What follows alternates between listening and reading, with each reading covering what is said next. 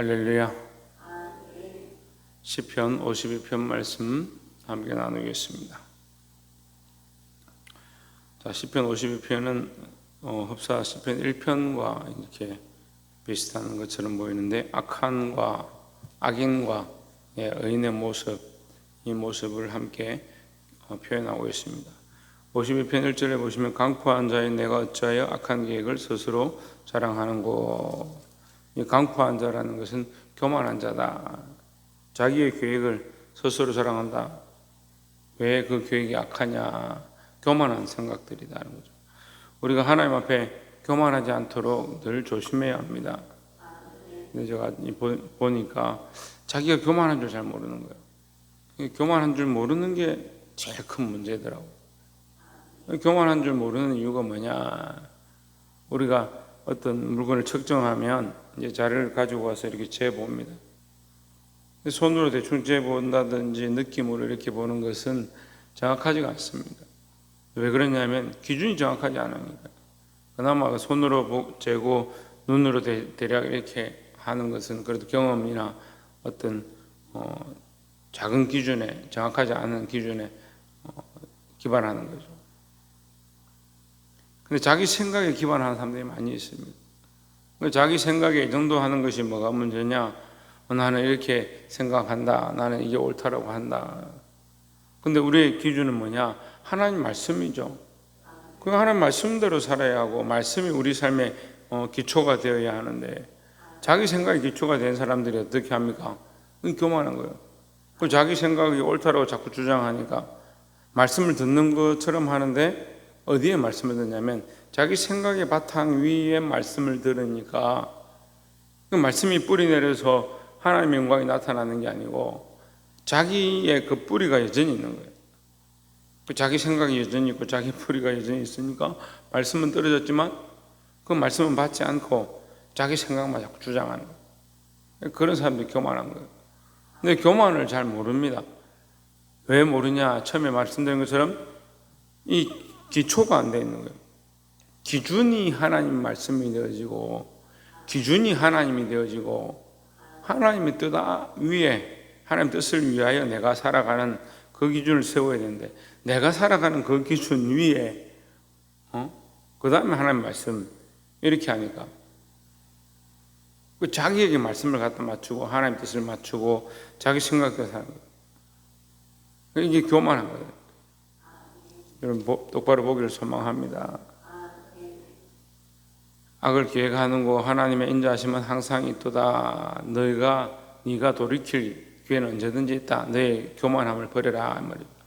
이절에 내 혀가 심한 악을 꾀하여 날카로운 삭도같이 간사를 행하는도다 했습니다.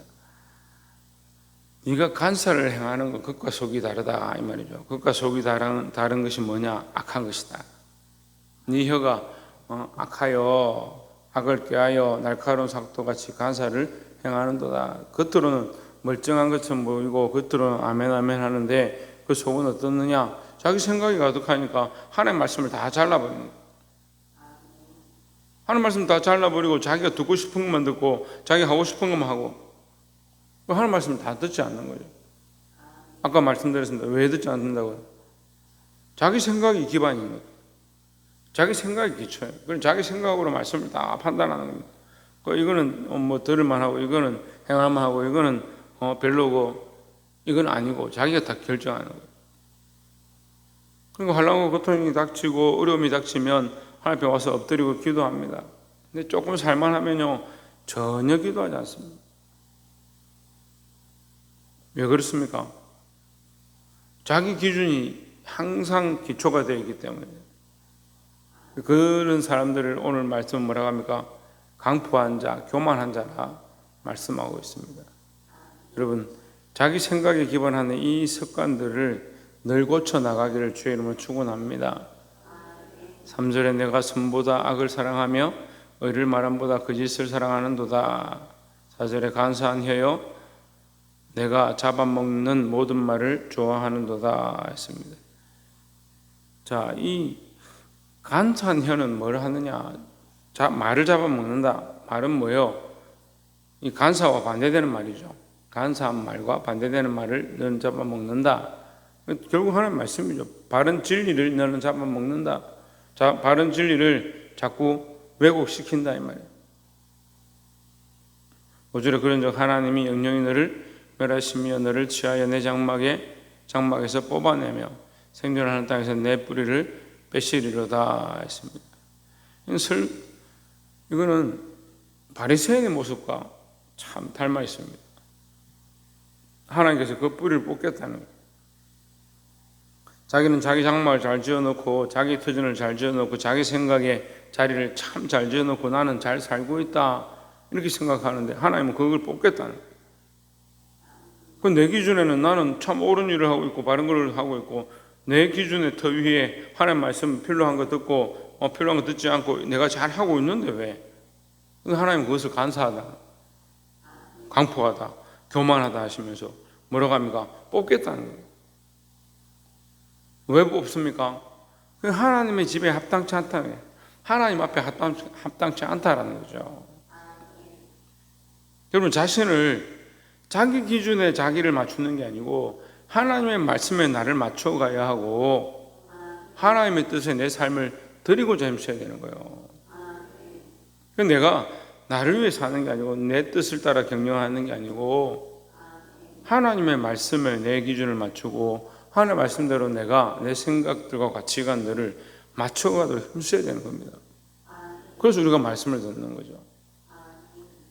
내 기준대로 살려고 하면 우리가 왜 말씀을 듣습니까? 내 기준으로 사는 게 아니다. 그리고 말씀을 듣는데도 뭐 하느냐? 자기 기준 위에 필요한 말씀만 듣고 필요하지 않은 것은 자꾸 버리는 거예요.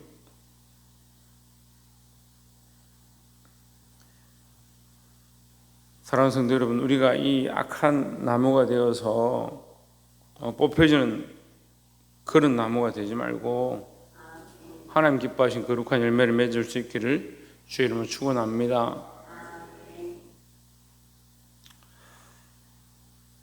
7절에 이 사람은 하나님으로 자기 힘을 삼지 아니하고 6절부터 의인이 보고 두려워하며 또 저를 비웃어 말하기를 했습니다. 의인이 보고 뭘 두려워하냐? 그들이 뽑혀지는 걸 보고 두려워한다는 거예요. 의인들은 하나님의 집에 감람나무 같아서 뽑혀지기를 기뻐하지 않는다. 뽑히기를 기뻐하지 않는다. 그러니까 그 뽑히는 것을 볼 때 얼마나 안타깝고 두렵겠느냐. 저를 비웃어 말하기를 뽑힌 자들을 비웃어 말한다. 7절에 이 사람은 하나님으로 자기 힘을 삼지 아니하고 오직 그 재물의 풍부함을 의지하며 자신의 제약으로 스스로 든든케 하던 자라 하리로다 했습니다. 누가요? 누가 그렇다고요? 악인들이 그렇다고요. 악인들이 하나님의 말씀을 준행하지 아니하고 자기 의를 쫓아가고 자기 생각에 기반 강포한 생각들을 가진 자들이 그러하다. 자기 악으로 스스로 든든하다. 나는 내가 이렇게 하고 있으니까 잘하고 있다 착각하는 거예요. 왜 그렇습니까? 바리새인도 그렇거든요. 자기들 참 잘했고 사람들에게 존경함을 받고 사는데 별 지장이 없고 재물도 풍부하고 사회적 위치도 높으니까 나는 참 잘 살고 있고 사는데 아무 지장이 없다 착각하는 거예요. 하나님 보시기에는 뭐요? 필요 없는 나무. 내 성전만 밟을 뿐이다. 내 마당만 밟을 뿐이다. 하나님이 전만 더럽히고 자기 생각들로 많은 영혼들을 악한 길로 이끌어가는 거예요. 한 사람이 정신을 차리면요 많은 사람을 살릴 수 있습니다. 근데 한 사람이 고집을 피우고 자기 생각대로 하면요 많은 사람을 넘어뜨리게 하는 거예요. 나는 넘어뜨리게 하는 자인가. 그래서 사람을 나무로 많이 비유하는데 예수님도 오셔서 사람을 나무로 비유하죠. 자신은 뭐라고 합니까? 미랄이라는 거예요. 그 예수님 당신이 미랄이 되셔서 하나님 밀이 떨어져서 썩지 아니하면 예수님 썩었고 죽었고 십자가를 지셨고 그래서 부활의 열매를 맺으셨다. 그래서 많은 사람들이 그를 믿으면 예수 그리스도를 믿으면 함께 부활의 삶이 된다. 큰 나무가 되셨습니다. 우리는 뭘 해야 합니까? 우리도 그런 역할을 해야 된다는 거죠. 근데 절대 자기 생각과 자기 강포함과 교만함과 간사한 혀를 가지면 그렇게 할 수가 없는 거예요. 8절에 오직 나는 하나님의 집에 있는 푸른 감람나무 같으며 하나님의 인자하심을 영영히 의지하리로다 했습니다. 나는 어디 있느냐, 그것을 생각해야 합니다. 하나님의 집에 있느냐, 나의 집에 있느냐. 나는 하나님의 집에 있다라고 생각하는 내 집에 있느냐, 내 생각과 내 집 위에 하나님의 말씀을 듣고 필요한 것만 듣고 필요 없는 것은 버리는 그런 사람이냐.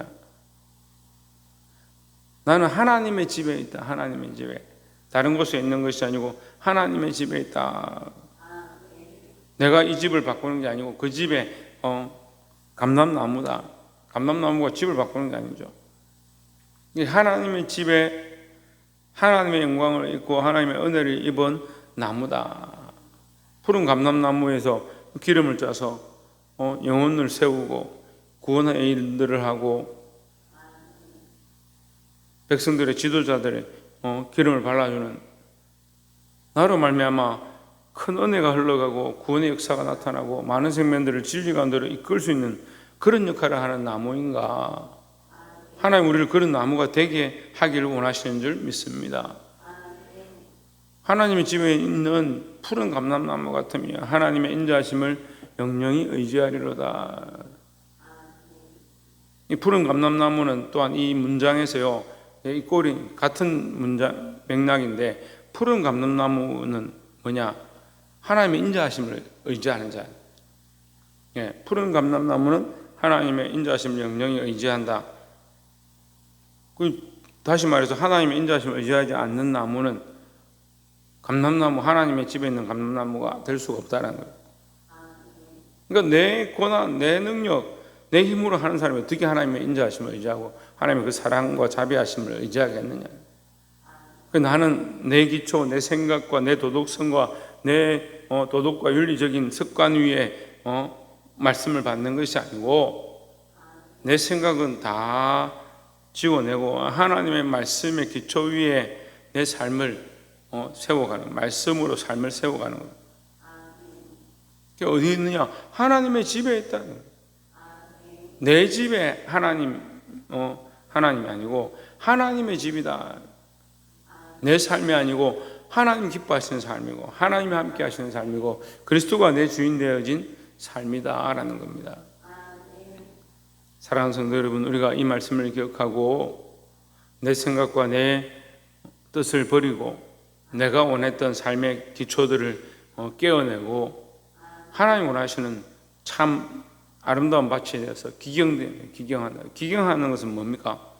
밭을 기경한다 할 때, 밭을 우리가 배추를 심든지 벼를 심든지 식물을 심으려면 기경해야 되는데, 그 안에 돌과 이 잡초와 쓸데없는 것들을 다 걷어내야만 거기에 온전히 새 씨앗을 심을 수 있습니다. 작년에 내가 여기 배추를 심고 벼를 심었으니까 올해는 그건 또 그냥 심으면 되지.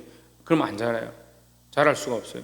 거기 기경해야 되는 거예요. 거기서 돌을 뽑아내고 잡초를 뽑아내고 썩은 것들을 뽑아내야 다시 거기다 심을 수 있다는 거죠.